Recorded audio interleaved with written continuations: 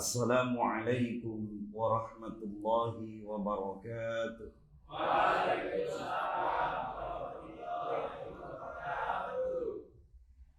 Alhamdulillahi rabbil alamin. Ashhadu an la ilaha illallah wahdahu la syarika lah. Wa ashhadu anna Muhammadan abduhu wa rasuluh. Allahumma salli wa sallim wa barik ala nabiyyina Muhammad wa ala alihi wa ashabihi ajma'in. Wa ba'du. Bapak-bapak, ibu-ibu jamaah, khususnya karyawan rumah sakit Harapan Bunda, wabil khusus kepada para pimpinan pemilik yang hadir dalam kesempatan majelis ilmu pada sore hari ini. Semoga Allah Subhanahu wa ta'ala senantiasa melimpahkan rahmat dan barokahnya kepada kita semuanya. Amin. Alhamdulillah, pada sore hari ini dengan izin Allah Subhanahu wa ta'ala kita sama-sama beramal saleh, melaksanakan perintah Allah dan melaksanakan perintah Rasulullah SAW, yaitu talabul ilmi, sebagaimana Rasulullah SAW bersabda, talabul ilmi fardhun 'ala kulli muslim. Akhrajahu Ibnu Majah. Menuntut ilmu adalah fardhah, merupakan suatu kewajiban 'ala kulli muslim, bagi setiap muslim. Karena dengan ilmu kita akan mengetahui kebenaran. Dengan ilmu amalan kita akan diterima oleh Allah Subhanahu wa ta'ala. Dengan ilmu Allah akan menyelamatkan dari azabnya, dari nerakanya. Maka oleh karenanya kita supaya selalu bersemangat di dalam menuntut ilmu, khususnya ilmu akhirat, dan tidak kalah pentingnya juga ilmu yang berkaitan dengan duniawi yang memberikan manfaat untuk dunia dan akhirat. Bapak-bapak jamaah, a'azzani Allah wa iyyakum. Ketika Allah Subhanahu wa ta'ala berkehendak kepada hambanya untuk menjadikan hambanya yang diselamatkan oleh Allah Subhanahu wa ta'ala dari azabnya untuk dimasukkan dalam rahmatnya, maka tentu Allah selalu membimbing kepada kita ke jalan yang benar. Allah selalu memberikan petunjuk kepada kita untuk selalu bersemangat dalam melaksanakan amal saleh. Sebagaimana Rasulullah SAW bersabda, "May yuridillahu bihi khairan yufaqihu fid-din." Barang siapa yang Allah kehendaki kepada seseorang khairan, untuk kebaikan, yufaqihu fid-din, Allah akan memahamkan kepadanya berkaitan dengan urusan akhir, memahamkan kepadanya dalam hal yang berkaitan dengan ad-din, dengan agama. Sehingga sebagaimana Allah Subhanahu wa ta'ala menjelaskan dalam surah Al-Zariyat, A'udzubillahi minasyaitonirrajim. Wa ma khalaqtul jinna wal insa illa liya'budun. Dan tidaklah aku menciptakan jin dan manusia illa liya'budun, kecuali agar mereka menyembah kepadaku. Menyembah yang dimaksud di sini adalah mentauhidkan kepada Allah Subhanahu wa taala, melaksanakan segala apa yang disyariatkan oleh Allah Subhanahu wa taala, tentu sesuai dengan kemampuan kita masing-masing, dan menjauhi apa yang dilarang oleh Allah Subhanahu wa taala. Bapak-bapak jamaah rahimani wa rahimakumullah, kajian sore hari ini sudah disampaikan temanya, yaitu bagaimana supaya kita memahami tentang syarat sahnya salat. Kadang di antara sebagian kaum muslimin abai terhadap syarat sahnya salat. Bacaannya di dalam salat baik, gerakannya baik, maksudnya baik adalah benar. Namun ada salah satu syarat sebelum melakukan salat untuk tidak diabaikan, artinya diperhatikan benar-benar, karena syarat itu sebagai penentu diterimanya salatnya seorang hamba oleh Allah Subhanahu wa taala. Apa itu diantaranya? Secara umum, sebagaimana para ulama fikih memberikan penjelasan bahwa syarat dalam melaksanakan sholat itu secara umum ada 9. Yang pertama, al-Islam, beragama Islam. Tentu kita sudah jelas beragama Islam. Yang kedua, al-aqlu, sehat akalnya. Tentu insya Allah kita termasuk orang yang sehat akal.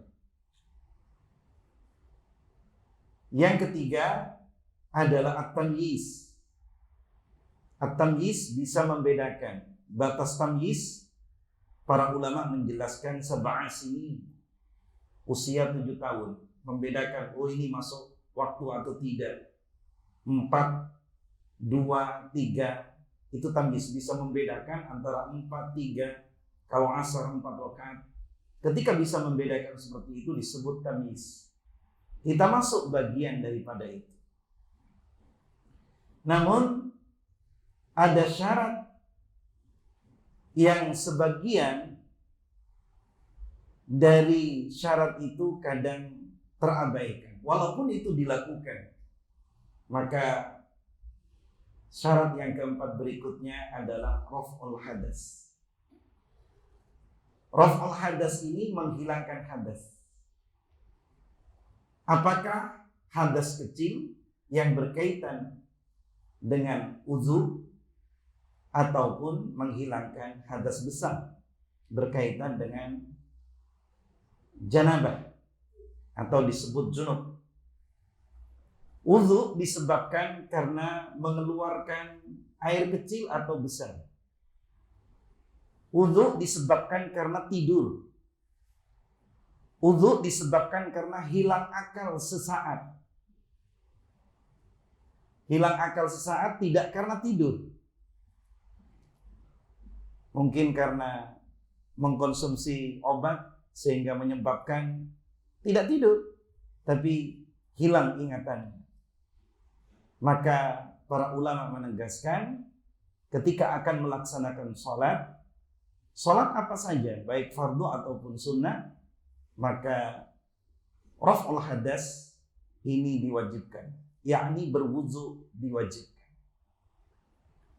Adapun berkaitan dengan hadas besar yang dimaksud janabah atau junub adalah disebabkan karena mengeluarkan sperma. Oh iya, ada yang belum dijelaskan, mengeluarkan angin. mengeluarkan angin tentu dari zubur. Ya. Yang itu bagian dari membatalkan wudu. Maka ketika kita mengeluarkan angin, baik berbunyi ataupun tidak berbunyi, bunyinya kecil atau besar, ya, maka hukumnya batal wudunya, dan ketika akan menunaikan sholat diwajibkan untuk berwudu kembali. Kemudian berkaitan dengan bagaimana ketika mengeluarkan sperma, apakah karena sebab bermimpi atau sebab karena berhubungan badan dengan pasangannya, dengan istrinya atau dengan suaminya, maka ketika itu dilakukan maka wajib mandi besar. Ketika akan melaksanakan sholat wajib mandi besar. Ini khusus laki-laki. Adapun bagi perempuan, sebagaimana yang juga hukum itu dikenakan kepada hukum laki-laki, apakah karena menyebabkan mengeluarkan sperma, sebab karena berhubungan atau bermimpi, maka ditambah, yaitu satu karena haid, karena mengeluarkan darah haid. Ketika selesai pada waktu, maka ketika akan menyelaksanakan sholat, selesai dari haidnya maksudnya, maka wajib mandi besar. Yang kedua, disebabkan wanita karena wiladah, karena sebab melahirkan. Sebab melahirkan ini disebut namanya nifas. Apakah melahirkan karena normal atau tidak normal? Maksudnya tidak normal karena sebab operasi. Maka tetap hukum itu berlaku, namanya wiladah. Ketika ingin mengerjakan sholat, maka wajib menunaikan mandi besar. Batas wiladah sebagaimana dijelaskan, ketika baru melahirkan, mengeluarkan darah, apabila batasnya 5 hari sudah tidak keluar darah lagi, maka wajib ia mandi. Apa yang dimaksud mandi? Mandi besar. Tidak sekedar mandi biasa.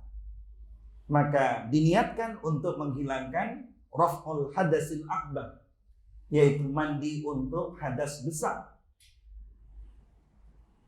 Namun kepada kaum lelaki ini tidak terjadi, baik haid ataupun nifas. Bapak-bapak jamaah rahimani wa rahimakumullah.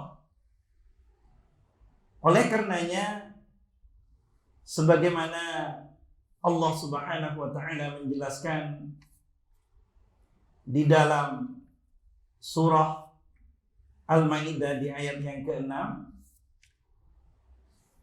di situ rujukan utamanya dalam surah Al-Maidah ayat 6, bahwa Allah memerintahkan untuk berwudu.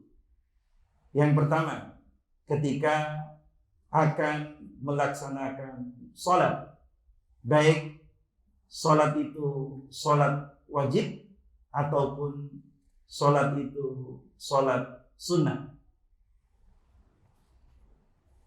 Dalam kesempatan ini saya akan membahas tentang bagaimana praktek wudhu secara sempurna yang menyebabkan sahnya sholatnya. Mari, yang pertama sifatul wudhu al-kamil wa kaifiyatihi. Bagaimana sifat berwudhu yang sempurna dan bagaimana tata caranya. Saya akan jelaskan dengan secara rinci yang ada di dalam kitab yang berjudul Sholatul Mu'min, Mafhum wa Fadilatu wa Adabu wal Anwa wa Ahkam wa Kaifiyati fi Dha'il Kitabi wa Sunnah. Yang menghimpun ini adalah Syekh Sa'id bin Ali bin Wahab Al-Qahtani. Yang pertama, wudu yang dimaksud secara sempurna adalah yanwil wudu biqalbihi. Meniatkan hatinya untuk melakukan wudu. Meniatkan hatinya, niat itu menyengaja hati kita untuk melakukan wudu, yakni menghilangkan hadas kecil. Saya berwudu karena Allah. Cukup.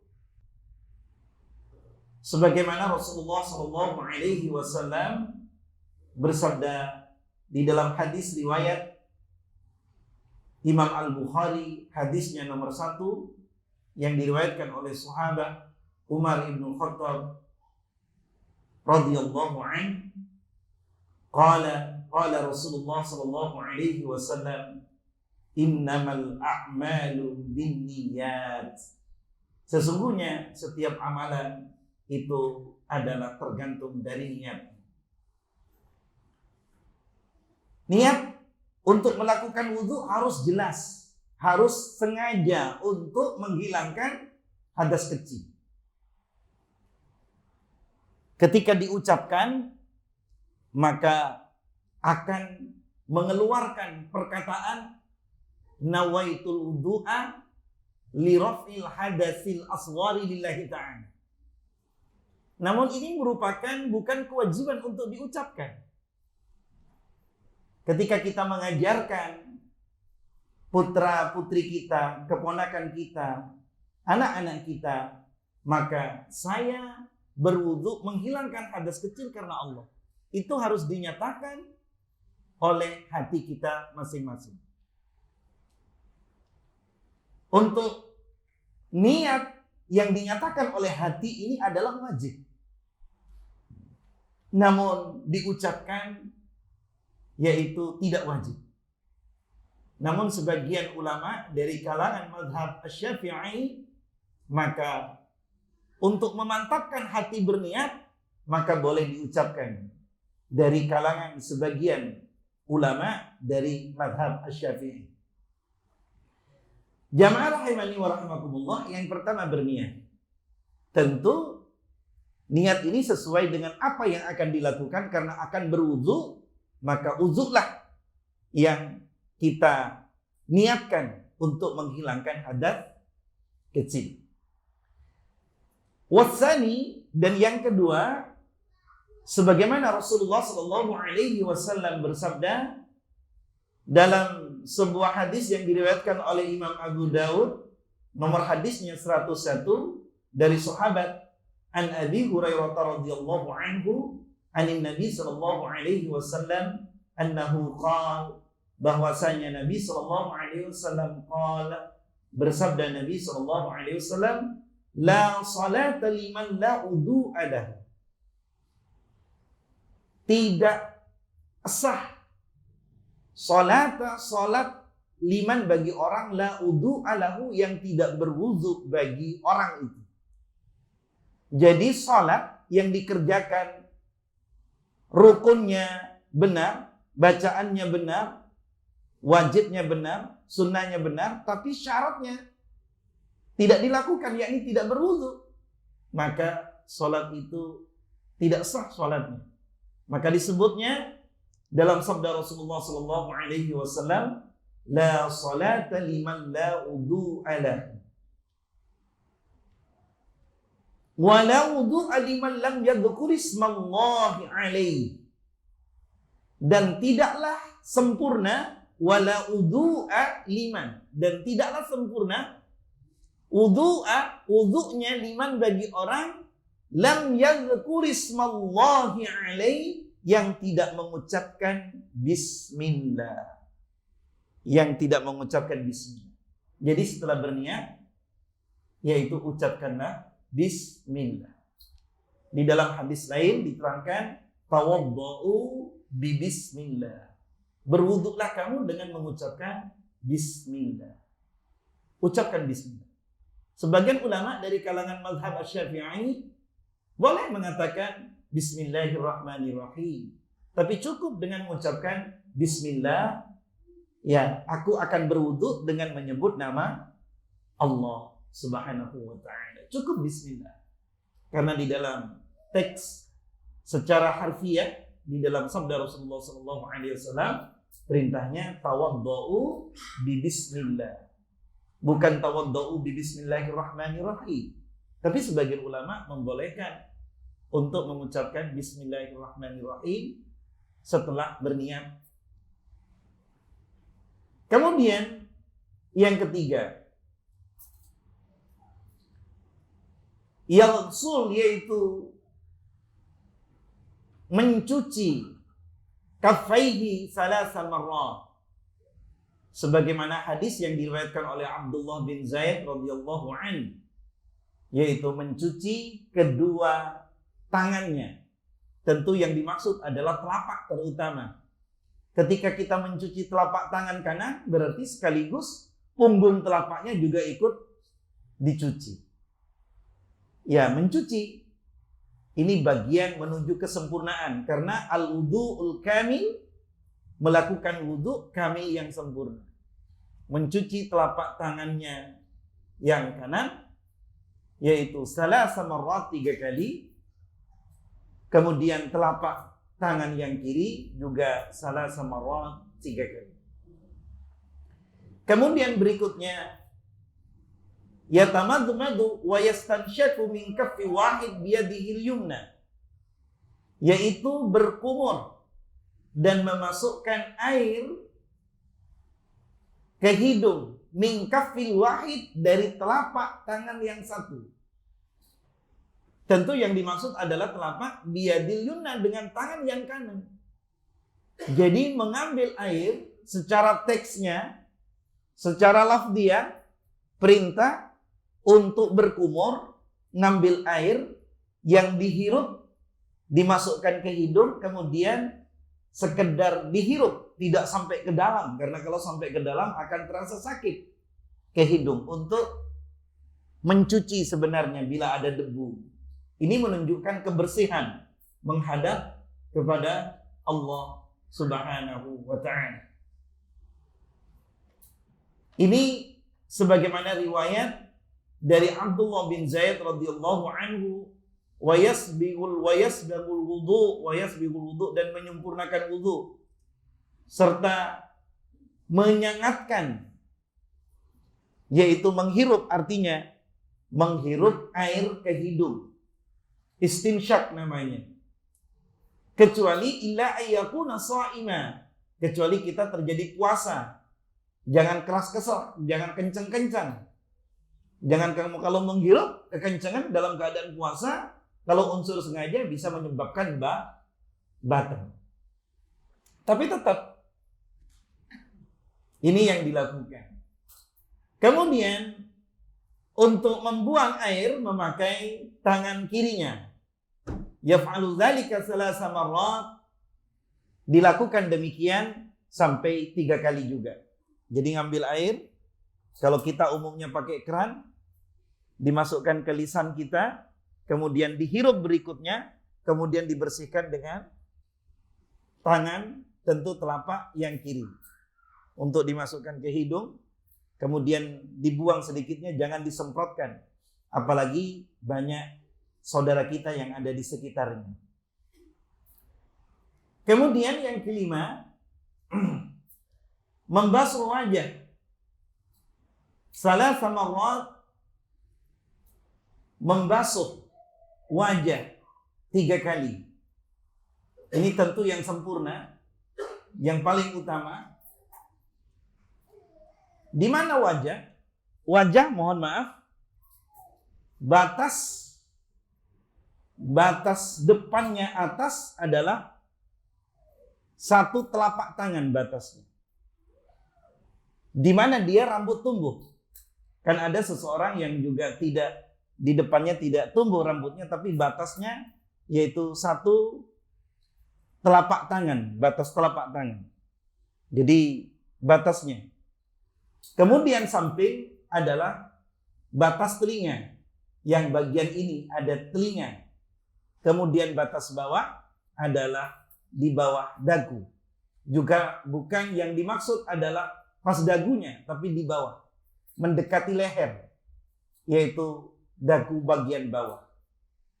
Ketika berjenggot dan jenggotnya tebal, itu harus disela-selakan.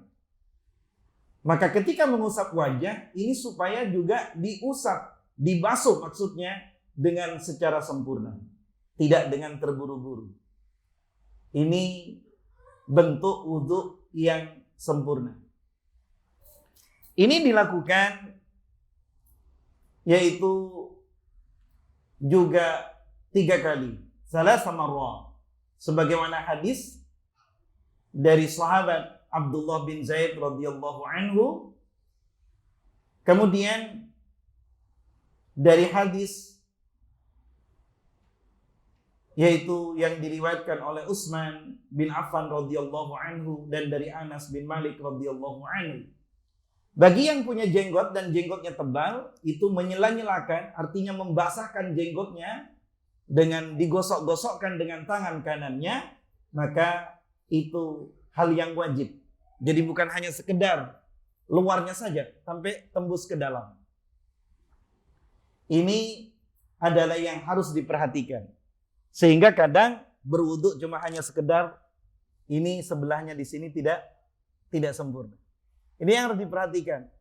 Karena ini adalah menyebabkan wudu yang sempurna itu adalah diterimanya salat kita.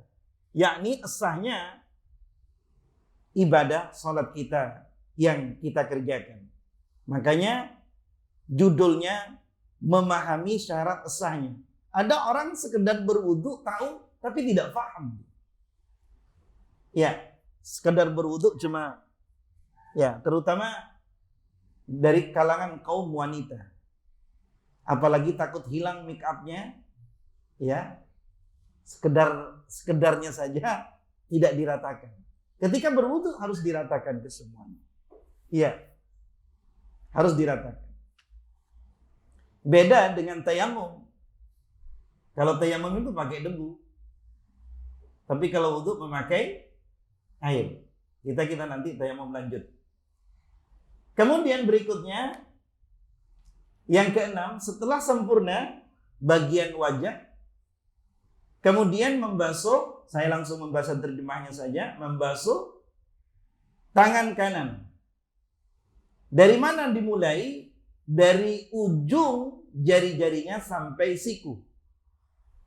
Ya, ini kadang juga dengan kelengahan, dengan kurang kesungguhan kita menyebabkan kadang sikunya tidak terbasuhi dengan sempurna. Jazakallah. Jadi membasuh tangan yang kanan mulai dari ujung. Dari ujung tangan. Kemudian di sela-sela jari-jari tangan ini juga harus dibasuh. Sampai di dalam ayatnya ilal marafiq. Ilal marafiq itu sampai siku. Siku, untuk lebih selamatnya, maka dilebihkan dari siku sedikit. Karena kalau pas siku, kadang siku yang paling atas tidak terbasuhi. Maka ini juga harus diperhatikan. Jadi ada wudunya, mohon maaf, sekedar berwudu di keran, kadang kebalik, kerannya diputar begini. Ayatnya dan hadisnya tangan baru siku. Karena enaknya dari keran untuk membasuh dari. Jadi bukan dari siku ke tangan, tetapi dari tangan mulai dari ujungnya sampai ke siku. Jadi tentu dibasuh sebagaimana wajah dalam membasuhnya dengan secara sempurna. Jamaah ini harus diperhatikan karena ini mengakibatkan siksaan bagi kita kalau kita tidak waspada.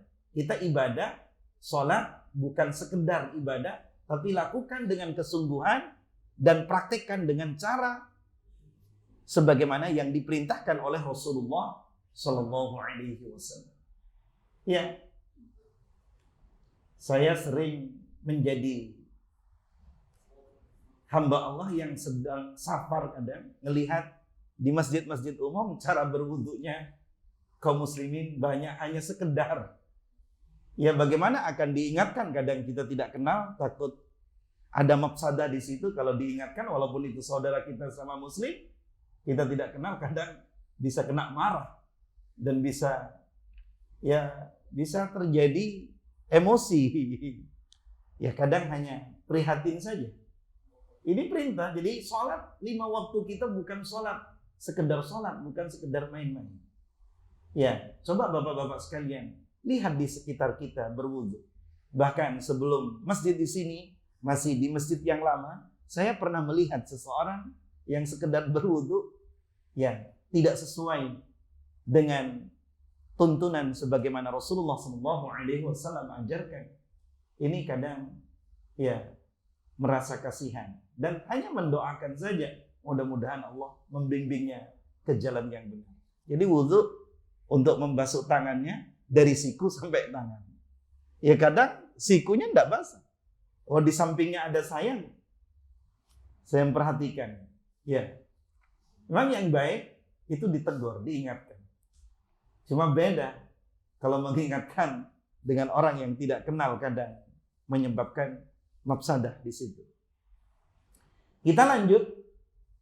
Ketika membasuh muka 3 kali, maka kemudian membasuh tangan 3 kali yang diawali dari tangan. Aidikum, tangan kalian, ilal marafiq, sampai siku. Memulai tangan kanan terlebih dahulu. Kemudian setelah 3 kali dibasuh tangan kanan, baru tangan kiri. Ini kita jangan ambil sepele. Walaupun ini sudah menjadi kebiasaan kita. Tapi ini perlu saya mengingat kembali untuk menuju kesempurnaan.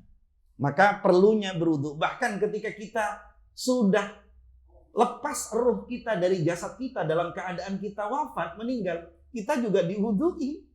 Padahal dengan orang lain kita tidak bisa berwudu, itu diwudui. Saking syariat dalam agama ini perlu adanya kesucian dalam hukmiyah. Iya. Dalam hukum kesucian itu untuk menghilangkan hadas kecil. Kemudian yamsahu ra'suhu marratan wahidah. Ya. Yaitu mengusap, kalimatnya bukan yaghsilu tapi yamsahu ra'sahu marratan wahidah. Mengusap kepalanya. Di dalam Al-Quran, di ayat yang ke-6 surah Al-Ma'idah, wamsahu biru'usikum. Jadi, yang sempurna bukan sebagian, tapi keseluruhan. Prakteknya seperti ini. Mohon maaf. Jadi, ketika telapak kedua tangan ini, maka dibasahi. Tapi tidak dipenuhi dengan air, cukup sekedar dibasahi saja. Ya. Kalau mau dipenuhi kedua telapaknya nggak apa-apa. Karena mungkin sedang kepanasan kepalanya. Tapi cukup dibasahi kedua telapaknya, baru posisi tangan seperti ini. Ini kepala. Karena wamsahu biru'usikum. Jadi kepala seperti ini. Kemudian dijalankan kedua tangan ini sampai ke belakang, sampai ke pundak. Sampai ke pundak. Ini pundak. Ya. Kalau yang sebelah sana sampai ke pundak. Kemudian dimajukan kembali sebagaimana ke tempat kembali. Seperti ini. Jadi pertama, air, kemudian seperti ini bentuknya, prakteknya, sampai ke pundak, kemudian dikembalikan lagi ke tempat asal kita memulai. Kemudian dilangsungkan mengusap telinga. Sebagian riwayat boleh air itu ngambil baru lagi untuk mengusap telinga. Tetapi itu ada riwayat yang lain. Jadi mengusap kepala ini wayamsahu bi ra'sihi marratan wahidah. Seperti ini bentuknya, kemudian dari pundak dijalankan ke depan, kemudian lalu membasuh. Ini telunjuk masuk ke dalam, kemudian ibu jari di luar seperti ini. Ini praktek yang sempurna. Saya tadi dilupakan membawa kitab namanya Musnad Asy-Syafi'i, kitab yang dihimpun khusus kitab hadis yang dihimpun oleh Imam Asy-Syafi'i. Ya, yang riwayatnya Rawahus Syafi'i. Rawahus Syafi'i. Pada umumnya kita kadang mengambil pendapat. Ya, dalam mengusap kepala, hanya sedikit saja mengusap dari keran, sekedar begini. Bahkan kalau punya rambut panjang, misalkan rambut panjang ya melebihi pundaknya, karena ada laki-laki ya melebihi pundaknya, tapi pada umumnya wanita ya kadang ujung rambutnya yang dibasuh. Itu bukan kepala. Karena dalam ayatnya dan hadisnya wamsahu biruusikum, dan usaplah kepala kalian. Tentu kepala itu pada umumnya ada rambutnya, tapi bukan wamsahu bisya'rikum. Usaplah rambut kalian, bukan begitu. Iya, sebenarnya di dalam ayat itu sudah jelas ayatnya. Maka ketika ayat itu sudah jelas, lakukan saja. Ya. Maka barangkali di antara kita masih sebagian mengambil pendapat, ngambil basuh sebenarnya ini kadang di samping telinga. Ya, di samping telinga. Ya kadang saisoni lah wis. Ini perkara bersuci. Periksa dalam ayatnya, dalam lafaz wamsahu biruusikum, bukan usaplah bagian dari kepala kalian, bukan bagian, tapi kepala. Ra'sun itu kepala.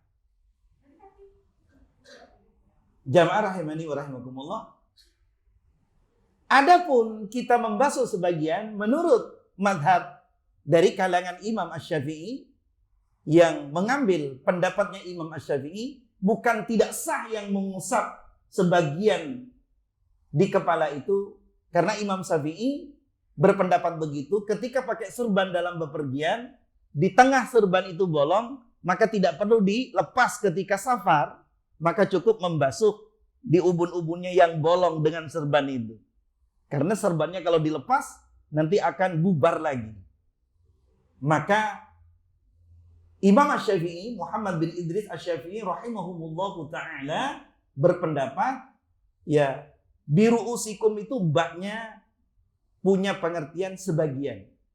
Namun ini bicara wudhu yang sempurna menurut Al-Quran dan menurut sunnah Rasulullah Sallallahu Alaihi Wasallam.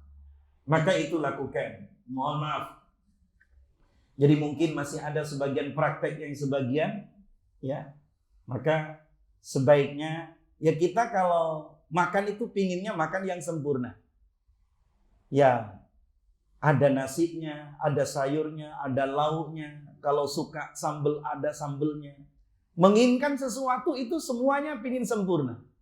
Demikian kita ingin mendapatkan pahala sholat supaya sempurna, maka wudhunya dilakukan dengan secara sempurna. Kemudian, ini yang banyak terjadi. Yang pertama tadi. Yang ketujuh, membasuh kepala hanya sebagian. Bisa dibuktikan, bisa dilihat secara umum. Ya.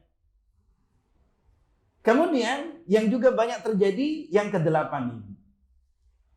Setelah membasuh, yaitu setelah mengusap kepala, sebagaimana tadi prakteknya, termasuk Imam Syafi'i juga di dalam riwayatnya seperti itu.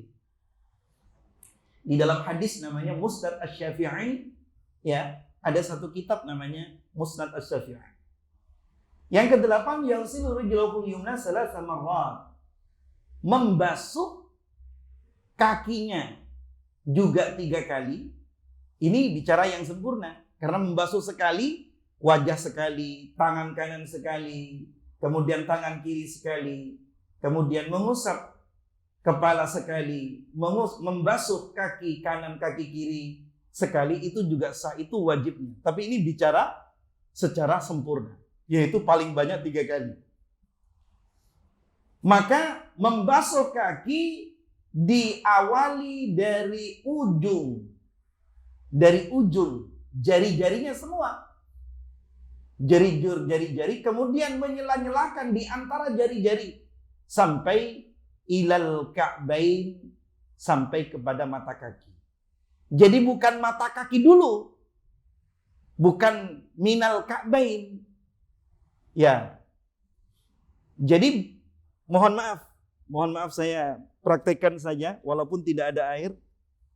Ya, kadang kita membasuh kaki, ya umumnya disingkap, buka kerannya. Masih mending begini. Kadang ini tidak dilakukan wayaghtasilu rijlahu. Tidak dilakukan untuk ya. Makanya air wudhu setelah dibasahkan, maka ujungnya ini disentuh, kemudian di sela-sela seperti ini. Iya. Ini membasuh. Jadi wudhu itu bukan hal sekedar membasahi, bukan. Tapi tangan ini bagaimana menyentuh seperti menyentuhnya wajah. Tangan ini menyentuh seperti menyentuhnya kepada telapak tangan sampai siku. Demikian terhadap kaki. Jadi dari ujung disela-selakan sampai kepada mata kaki. Ka'bun atau ka'baini, yaitu kedua mata kaki. Ini kebanyakan. Kadang diadu. Iya. Kadang kalau pakai gayung, tidak pakai kera.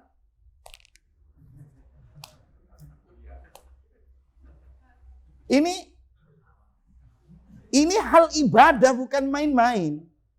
Coba Bapak tentara ketika ada aturan latihan, menyimpang dari aturan dalam latihan itu kira-kira apa? Ada sanksinya? Ada sanksinya. Ada sanksinya. Ini kadang tidak remeh ini, hal yang sangat penting. Makanya judulnya memahami syarat sahnya sholat. Banyak saya lihat itu kalau pakai gayung itu diadu kakinya. Sudah selesai. Hati-hati, ada ancaman. Ada ancaman membasuh kaki yang tidak sempurna. Wailul lil aqabin. Celaka bagi orang yang membasuh kaki tidak wail. Bapak-bapak jamaah rahimani wa rahimakumullah, mari kita di tahun baru, di awal tahun baru ini, mari kita rubahlah ibadah kita yang tadinya tidak didasari dengan ilmu pengetahuan, ini difasilitasi. Ada kajian dalam sebulan 2 kali, mari kita manfaatkan.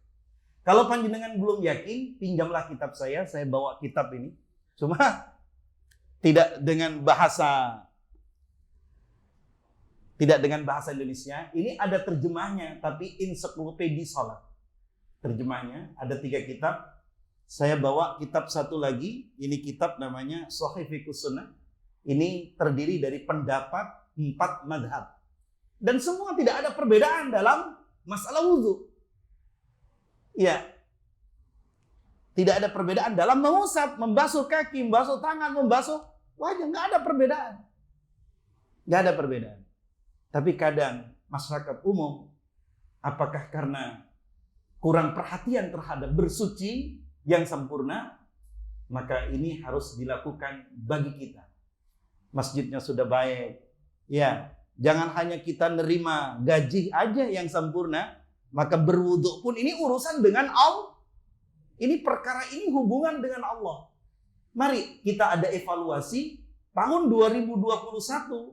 Ketika hubungan kita dengan Allah kurang harmonis, kurang baik, di tahun ini mari kita berubah. Kita tidak perlu ngoreksi orang lain, tapi kita, wudhu saya ini apa sudah sempurna apa tidak.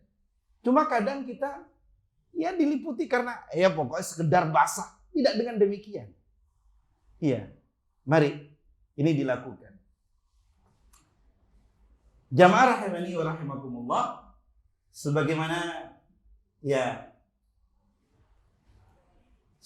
Rasulullah Shallallahu Alaihi Wasallam memberikan penjelasan seperti hal demikian, baik yang diriwayatkan oleh Imam Abu Hanifah, Imam Malik, Imam Syafi'i, Imam Ahmad bin Hanbal, Imam Ats-Tsauri, dan para imam termasuk Imam Bukhari.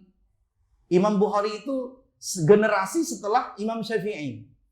Imam Nasai, Imam At-Tirmidzi, Imam Abu Dawud, Imam Ibnu Majah, dan setelahnya.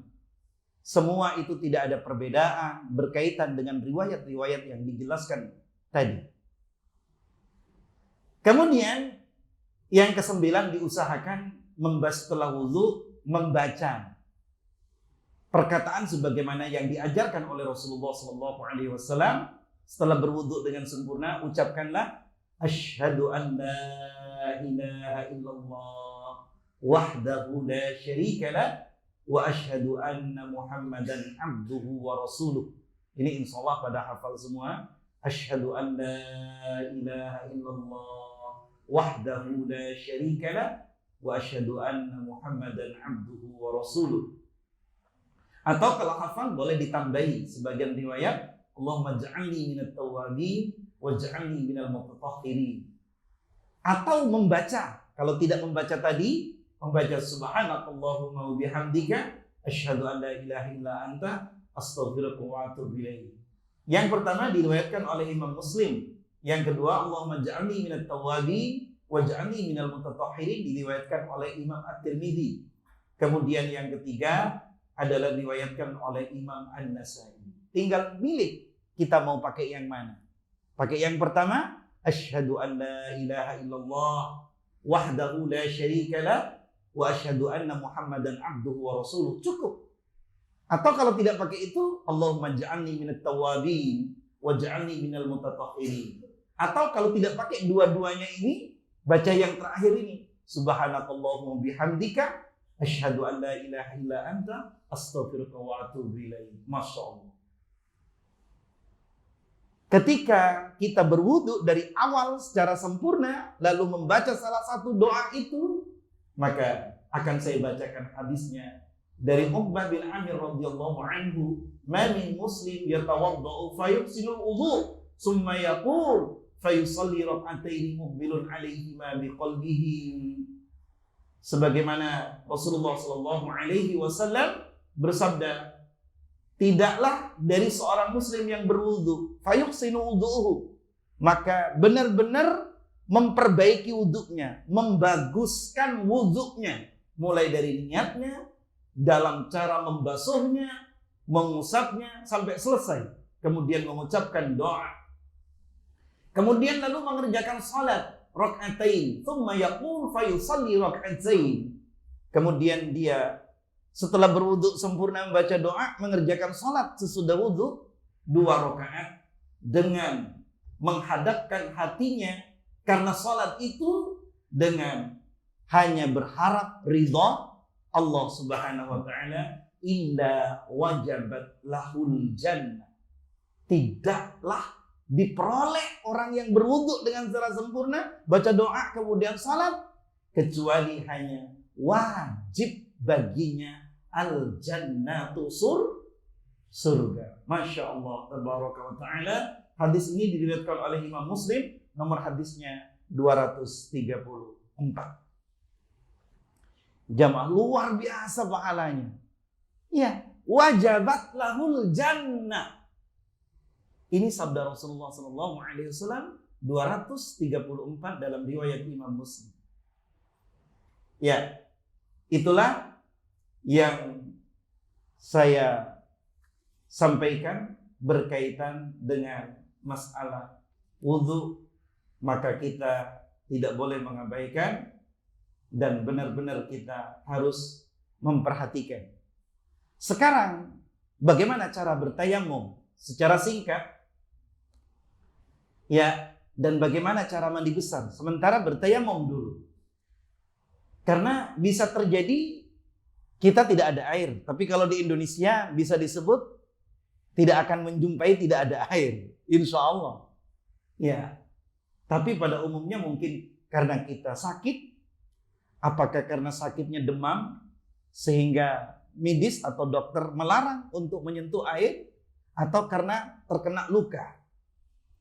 Sebagaimana Allah Subhanahu wa taala jelaskan di dalam surah Al-Maidah di ayat yang ke-6, Demikian dalam surah An-Nisa juga di ayat 53. Maka jika kalian tidak menjumpai air atau karena sakit, fatayammamu sa'idan thayyiba, maka bertayammumlah kalian sa'idan thayyiba, dengan debu yang suci. Ya, dengan debu yang suci.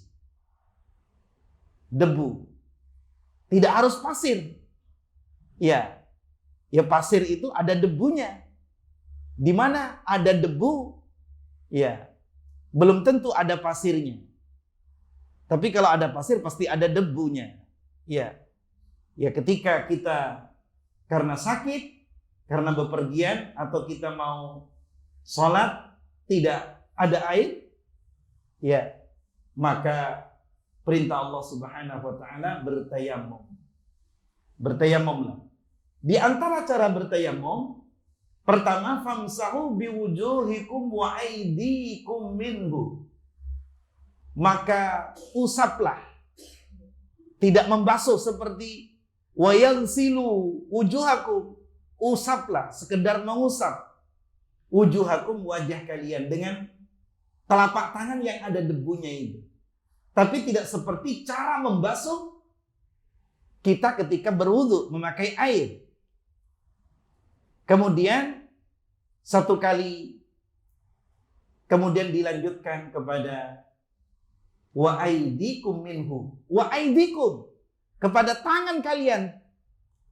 Dalam Al-Quran di sini tidak sampai wa aydikum ilal marafiq, tidak sampai kepada ilal marafiq, kepada siku, cukup tangan.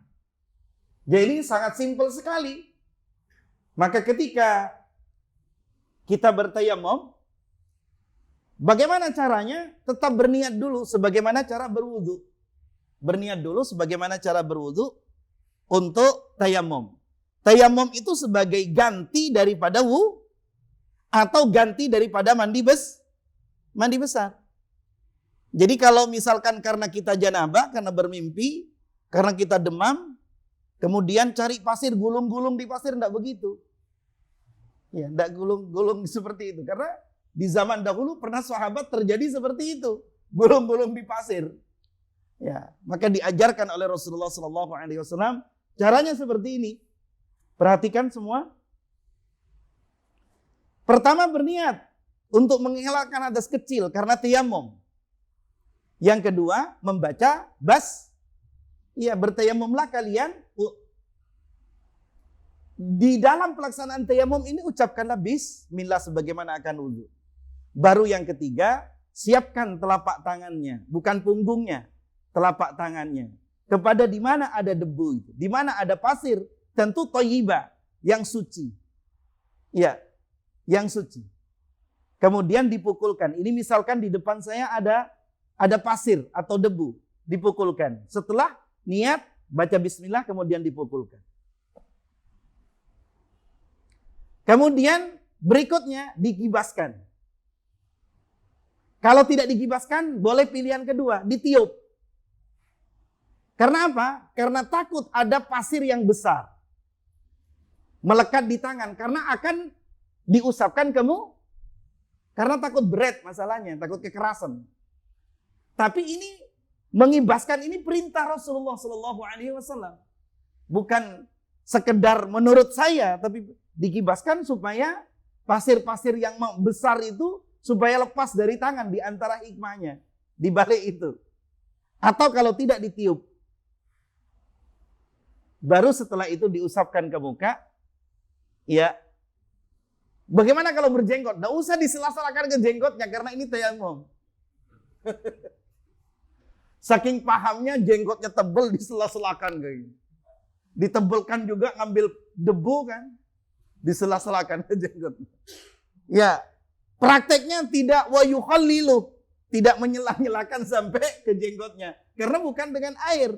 Ini jangan soal karena mentang-mentang baru ngikuti petunjuk Rasul, saking pahamnya berjenggot disela-selakan. Debu semua. Menghadap Allah penuh dengan debu. Ya cukup dengan mukanya saja. kemudian langsung, tidak perlu memukul kembali 2 kali. Ya, langsung. Bagaimana praktek tangan? Nah ini tangannya, pertama yang harus diusap adalah punggung yang bagian kanan. Punggung dengan telapak tangan yang kiri. Ya, agar mudah saya membalik saja. Agar mudah seperti ini. Ini perhatikan. Ini yang kanan. Yang diusap pertama adalah punggung telapak yang kanan. Telapak tangan yang kanan. Dengan yang kiri seperti ini. Dari atas posisi ibu jari seperti ini. Tidak merapat seperti ini. Ya, seperti ini. Digerakkan, kemudian ya, ibu jari ketemu ibu jari. Sudah. Karena wa'aidikum, tangan, namanya tangan itu sini, tidak sampai ke lengan. Di ayatnya seperti itu. Ya, ini jenis yang pertama. Ya, kalau yang di sebelah sana begini, ini tangan kanan. Ya, di sini yang kiri digerakkan ke ujung punggung, dari ujungnya terus diturunkan ke bawah, kemudian seperti ini.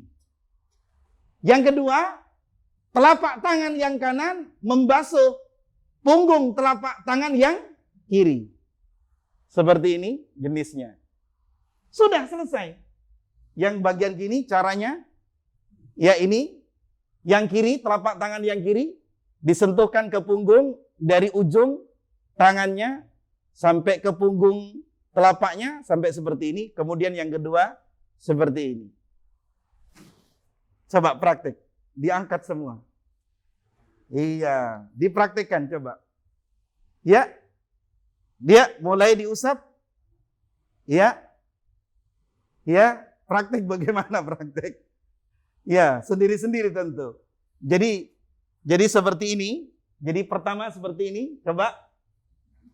Ya, yang telapak yang kiri mengusap punggung tangan kanan yang kanan, seperti ini. Ya, diusapkan. Ya, seperti pencak silat kalau suruh praktek.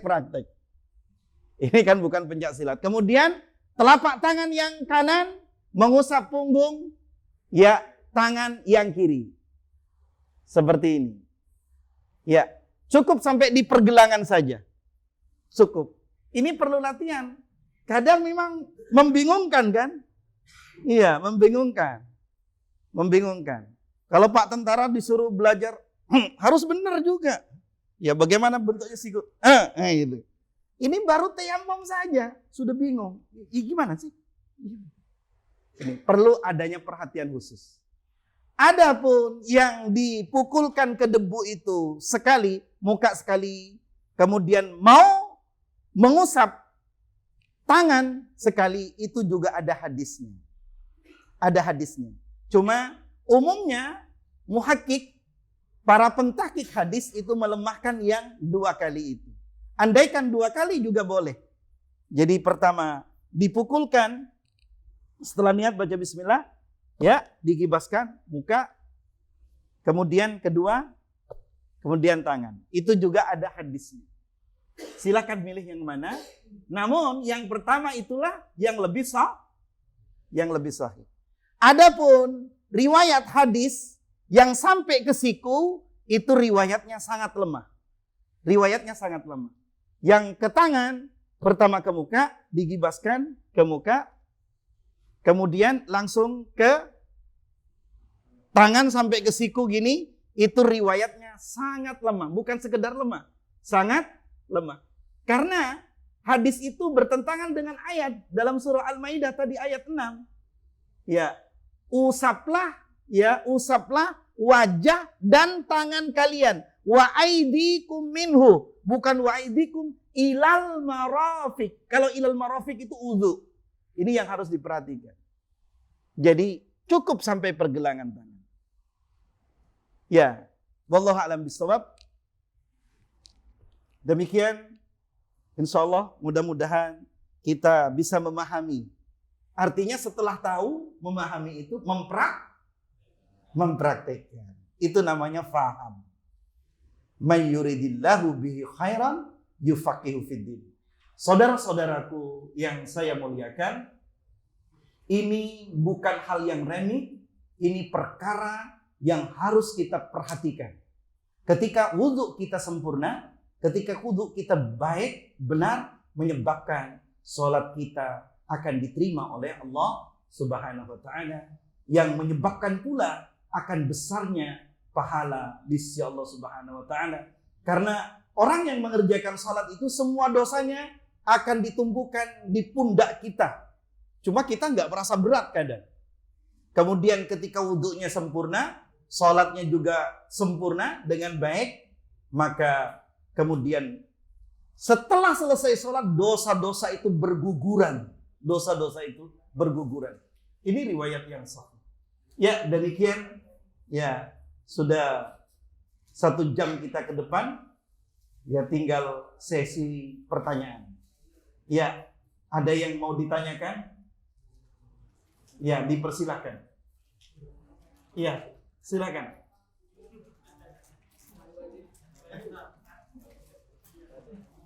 Ya, ada mic?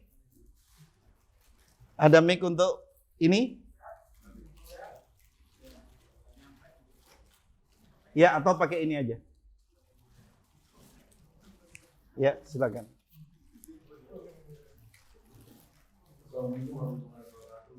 Waalaikumsalam warahmatullahi wabarakatuh.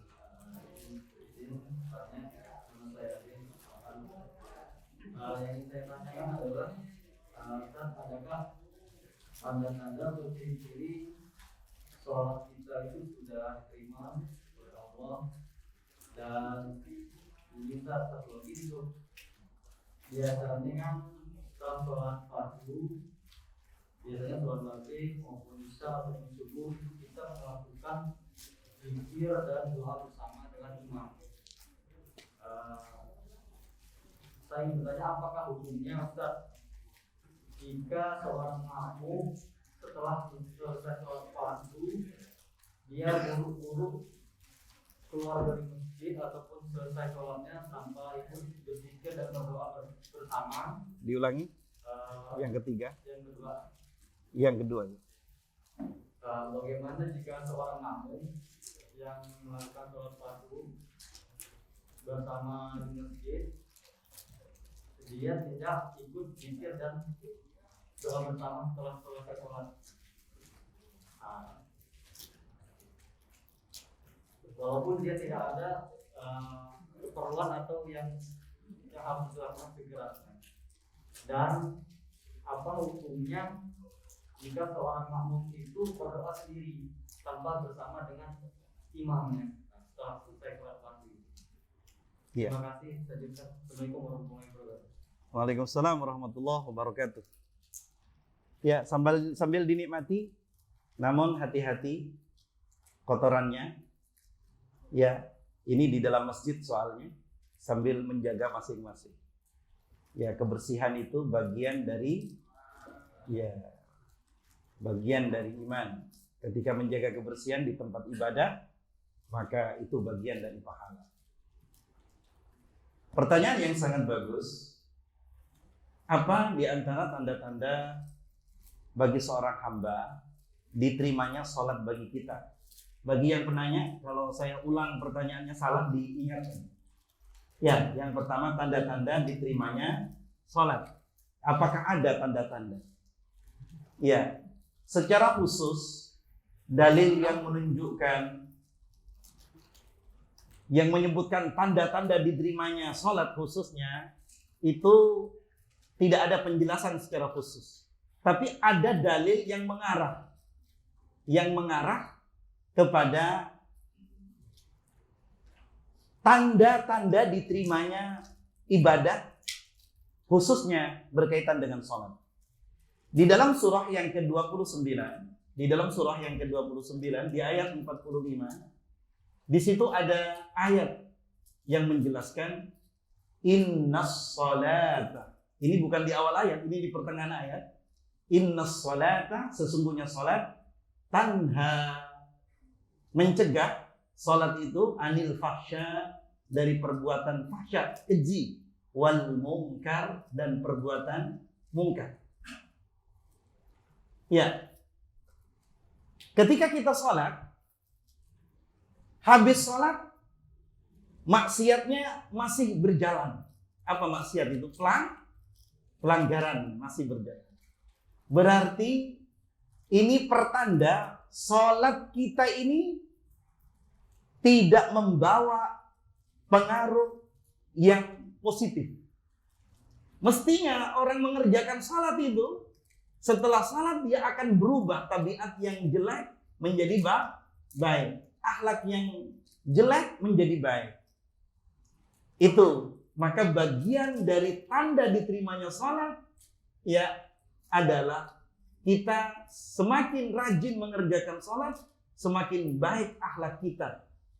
Semakin baik akhlak kita, semakin penuh ketawaduan, semakin peduli dengan urusan kepada Allah Subhanahu wa taala dan tidak mengabaikan pula urusan kepada sesama manusia.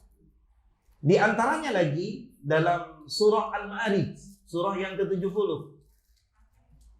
Orang yang mengerjakan salat itu yang benar dan diterima oleh Allah salatnya, ketika punya persoalan dia tidak banyak berkeluh kesah.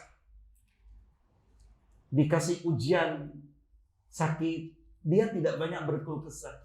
Dikasih ujian kekurangan rizki, dia tidak banyak berkeluh kesah.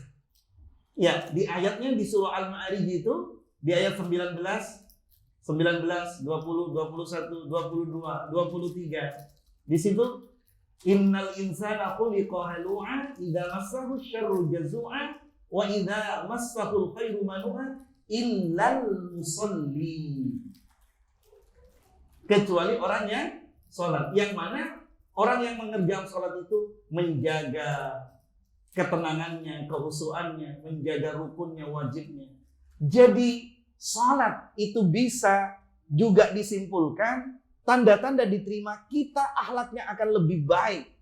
Dan kita tidak cenderung untuk melakukan senang berbuat kemaksiatan. Yang tadinya tukang bohong gara-gara sholat, tidaklah berbohong lagi. Ini sholat jojong tapi bohongnya jojong. Ini ada apa? Berarti tidak punya pengaruh sholat itu. Yang pertama. Wallahu a'lam bishawab. Kemudian pertanyaan yang kedua, zikir bersama imam, ya. Zikir yang dikeraskan bersama imam. Di dalam surah Al-A'raf, Allah Subhanahu wa taala Allah Subhanahu wa taala menjelaskan di ayat 205. Wadhkur rabbaka fi nafsika tadarru'an wa khifatan wa dunal jahri minal qawl bil ghuduwi wal asal wa la takun minal ghafilin. 205. Wadhkur, dan berzikirlah rabbaka kepada Tuhanmu fi nafsika, di dalam dirimu, tadarru'an, dengan bertata krama, tadarru', ya, tidak berzikir dengan yang tidak berakhlak, yang tidak beradab, ya, wa khifatan, dan dengan suara yang khifat, yang samar, yang lembut, wa dunal jahr, yang tidak keras. Ini di 205 dalam surah Al-A'raf. Ini bukan kata saya, minal qaul. Jadi Allah itu adalah maha mendengar. Jangankan sekedar kumat-kumitnya lisan, niatnya hati yang tidak disuarakan, itu Allah maha tahu. Bagaimana ketika tidak zikir bersama imam? Maka tidak mengapa dan tidak ada dosa baginya. Iya, dan tidak ada dosa baginya. Dan kalau zikir tidak perlu harus ilallah, sampai kopiahnya sampai miring misalkan. Ilallah. Ya, tidak ada aturan. Di sini tadarru. Orang berzikir mengingat Allah itu nyebut tadarru, dengan punya sopan santun, punya adab. Ya, menghayati apa yang dibaca. Ya, menghayati. Seperti saya ketika masih kecil, kalau berzikir bersama imam itu ya keras banget, sampai badan-badan kadang. Bukan hanya kepalanya saja, dengan badannya. Itu masih kecil. Ya. Jadi, bagaimana hukumnya kalau tidak berzikir bersama imam setelah sholat? Tidak mengapa. Ya. Dan itu tidak ada ancaman azab. Hanya tentu ya tidak mengikuti zikir saja. Ya. Dan zikir itu tidak harus bersama. Karena dalam sholat itu tidak ada perintah wajib untuk bersama. Adapun bersama ya boleh-boleh saja. Namun tidak perlu harus dengan suara yang keras. Iya. Kemudian bagaimana kalau ada seorang makmum sholat mulai dari awal sampai akhir, kemudian tidak ikut berzikir langsung keluar karena ada keperluan? Iya. Juga tidak ada ancaman. Iya. Dan zikir itu sebagaimana di dalam firman Allah Subhanahu wa taala dalam surah An-Nisa, wa dzkurullaha, setelah salat boleh berzikir qiyaman, berdiri. Ya, sambil salat, Assalamualaikum warahmatullah. Assalamualaikum warahmatullah. Yang sangat dianjurkan pertama baca istighfar. Ya, astagfirullah, astagfirullah, astagfirullah. Allahumma antas salam minkas salam tabarakta ya dzal jalali. Langsung qiyaman. Ini ayat Allah Subhanahu wa taala dalam surah An-Nisa. Dengan berdiri, sambil berjalan, sambil berzikir. Ini. Tapi berjalan berzikir, misalkan dari sini mau masuk ke kantor ke dalam, kita keluar, subhanallah, subhanallah, subhanallah. Itu kayak kesurupan. Jadi ketika mau masuk kantor ketemu temannya, tumben kamu dikerasin. Nah, iya. Makan apa gitu kan? Ya sekedar saja qiyaman. Jadi berzikir itu dengan sambil berdiri, sambil berjalan boleh. Iya. Kemudian waqu'udan dan duduk. Ya, duduk juga boleh. Kemudian yang ketiga wa ala junubihim, berbaring. Cuma kalau habis makmum bersama salat di sini, apalagi di saf depan, imamnya belum keluar, habis salat salam langsung berbaring di tengah-tengah imam. Itu kelihatannya tidak beradab itu kan. Kecuali memang sakit perut sudah tidak kuat nahan, boleh berbaring. Ya misalkan seperti itu. Wallahu a'lam bishawab. Bisa dipahami ya? Yang bertanya? Ya. Jadi untuk berbaring juga misalkan kita sedang sholat sendirian, sakit misalkan. Ya, sholatnya sakit duduk. Kemudian karena tidak kuat untuk melanjutkan zikir itu sambil berbaring, boleh berbaring. Zikir yang tidak boleh itu dalam keadaan yaitu berada di posisi di kamar mandi. Walaupun sebagus apapun di kamar mandi, iya, walaupun sebagus apapun, iya di kamar mandinya, itu tetap, ya, saya pernah ke rumah teman di salah satu villanya yang ada di Jawa Barat, masya Allah, kamar mandinya itu betah sekali. Walaupun di situ nggak bisa sambil zikir-zikir, subhanallah, subhanallah, subhanallah. Ya, maksudnya zikir dengan lisan, ya, yang diucapkan. Tapi berenung dengan ciptaan Allah, keagungan Allah di dalam hati, tidak apa-apa. Wallahu a'lam bishawab. Ya, sementara demikian, ada yang bertanya lagi? Ya, silakan. Singkat, padat. Ya.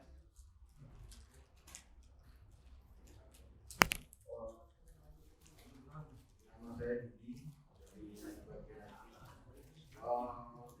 saya mau bertanya, Islam itu adalah agama yang menciptakan kebersihan.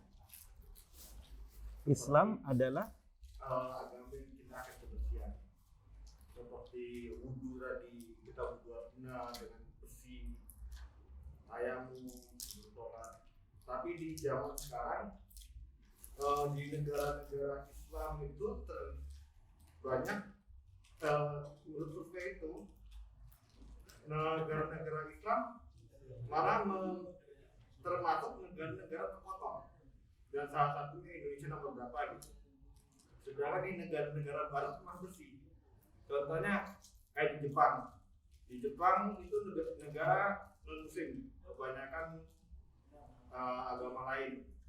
Dan di situ ketika banjir seperti kolam renang. Kalau di sini ketika banjir udah kayak apa ya? Ya kayak gitulah. Lebih tepatnya. Kenapa?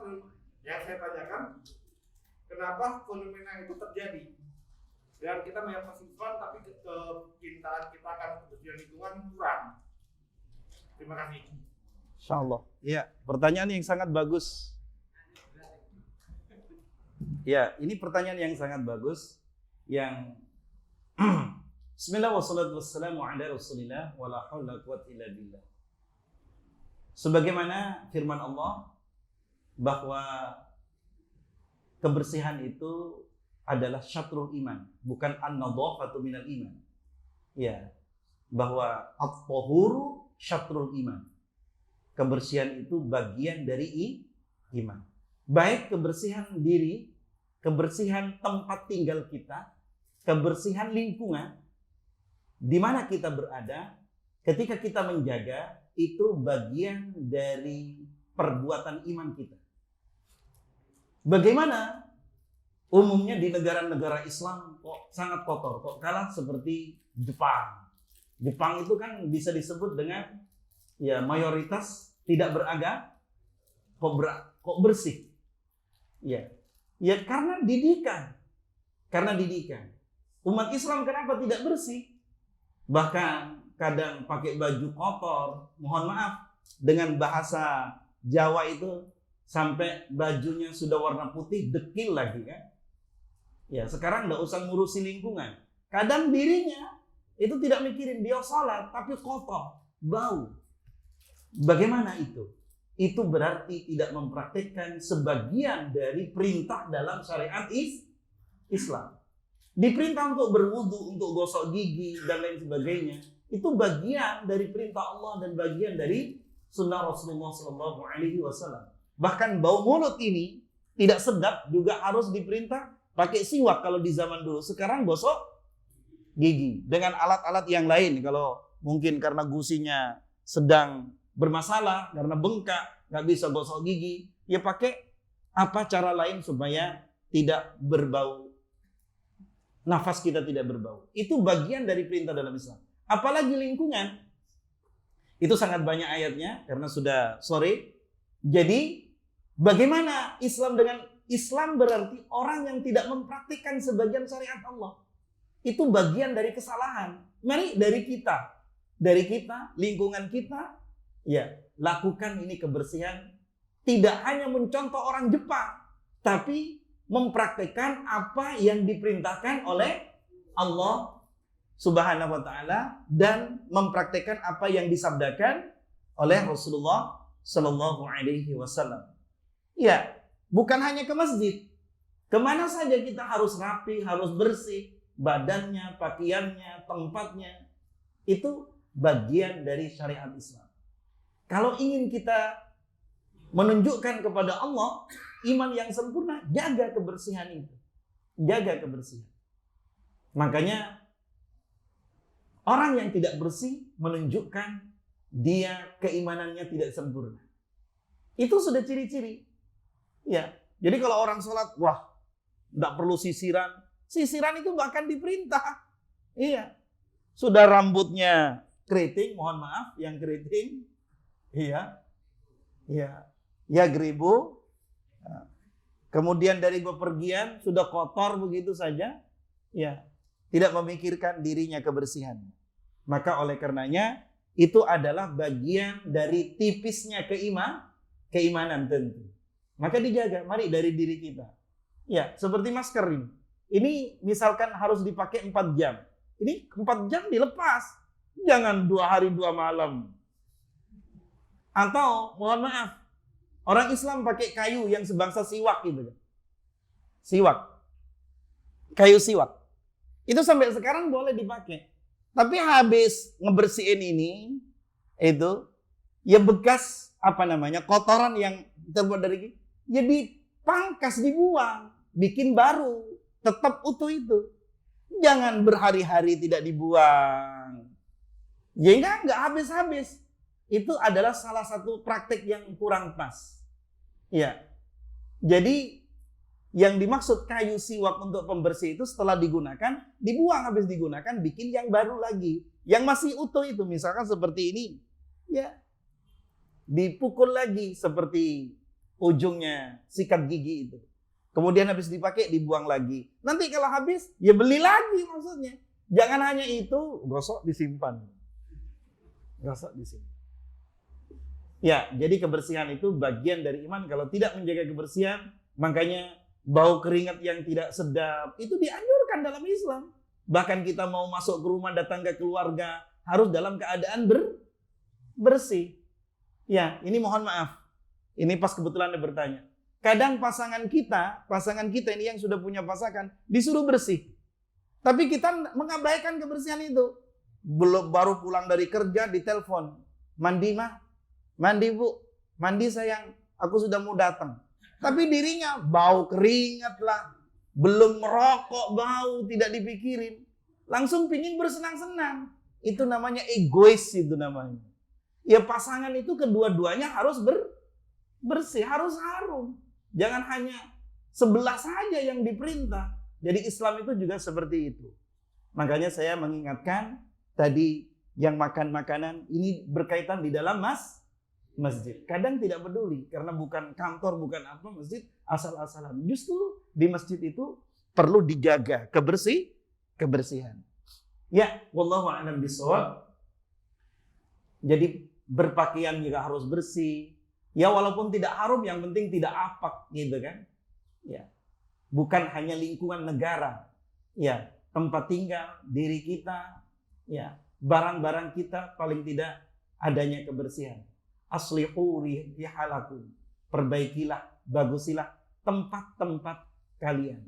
Maka yang tidak bersih orang Islam tidak boleh dituruh. Mau negara Islam, mau negara mana, itu bentuk kesalahan yang tidak melaksanakan sebagian perintah Allah dan perintah Rasulullah Sallallahu Alaihi Wasallam. Wallahu a'lam. Sampai di sini dulu. Apa yang saya sampaikan yang benar datangnya dari Allah Subhanahu Wa Taala. Adapun kesalahan dengan segala keterbatasan pengetahuan yang saya miliki, maka kesalahan, kehilafan itu datangnya dari saya dan dari syaitan. Mohon dimaafkan.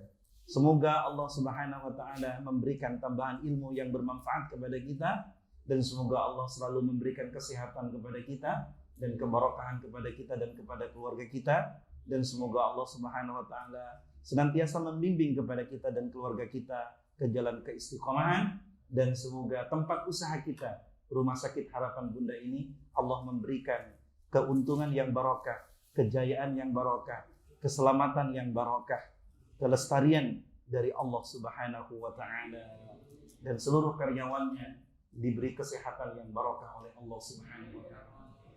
Subhanakallahumma bihamdik asyhadu an la ilaha illa anta astaghfiruka wa atubu ilaik. Assalamualaikum warahmatullahi wabarakatuh.